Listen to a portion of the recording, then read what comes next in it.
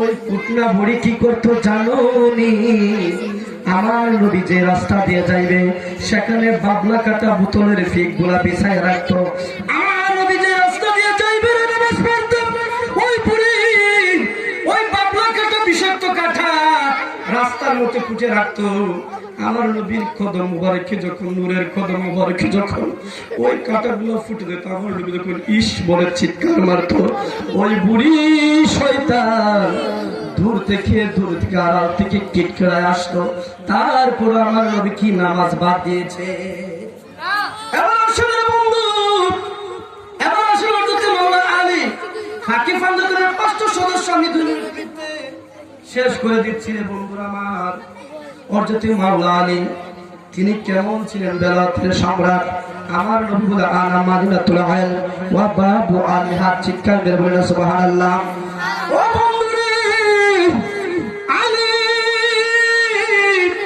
কেমন? আলী যাকে আল্লাহ পাক বলেছেন আসাদুল্লাহল কালিম, সুবহানাল্লাহ বলি।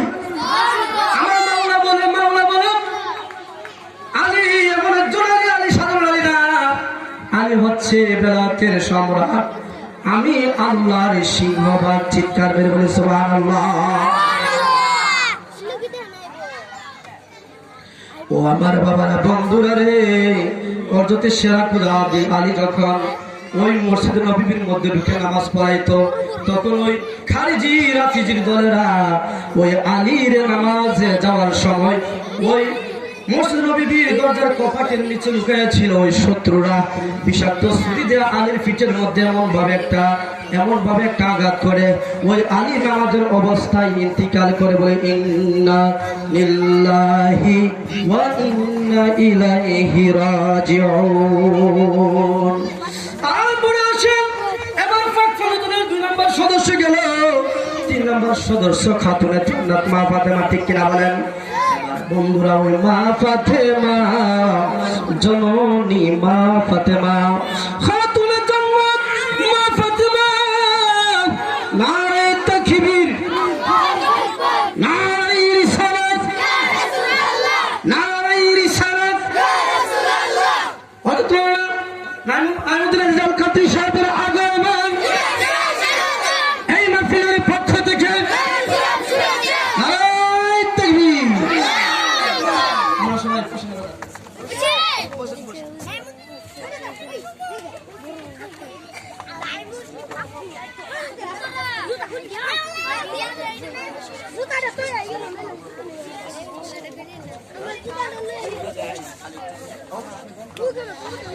আমরা সবাই খুশি না বেজা? আমাদের দাওয়াতের মেহমান অত্যন্ত যাকে আমরা বলে কি জানেন? আমরা বলি সিনিয়র তাহিরি, কি বলি? জুনিয়র তাহিরি বলি, ঠিক না? আমরা শিশু বক্তা জুনিয়র তাহিরি বলি, ভুবু তাহিরের মতো কণ্ঠ, ঠিক কিনা বলেন? কিছুদিন আগে আমরা মাহফিলের মধ্যে দেখছিলাম, দেখছেন না কত সুন্দর আলোচনা করে। আজকে আবার মায়ায়, আমাদের মায়া মহব্বতে আরেকটা মাহফিলে চলে যাবে, এসে গেছে। বলে আলহামদুলিল্লাহ।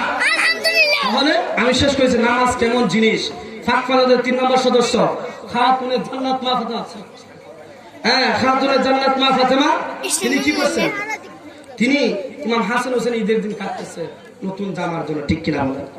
মা ফাতেমা বলে বাবারে আমার ঘর আজকে 3 দিন ধরে খানা নাই, আমি কিভাবে জামা দেবো?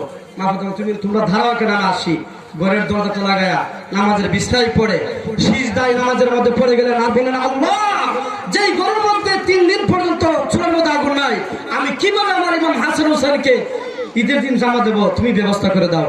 আল্লাহ মা ফাতেমার চোখের পানি শুকাইতে দেরি হইছে। জান্নাত থেকে জিবরাইল করলো, জিবরাইল আর দেরি করো না, আমার বন্ধুর মেয়ে খাতুনে জান্নাত চোখের পানি ফেলে দিয়েছে, যাও ওই হাসান হোসেন, যার হাসান হোসেনের জন্য জান্নাত থেকে তোমরা কি করো? জান্নাতি পোশাক নিয়ে যাও। সুবহানাল্লাহ। ওইটা কিভাবে হইলো? নামাজের মাধ্যমে। কি হইলো? এবার আসেন আমি লাস্ট চলে যাই, মধ্যে ছেড়ে দিলাম ইমাম হাসানকে। ইমাম হুসাইনের কাছে চলে যায়।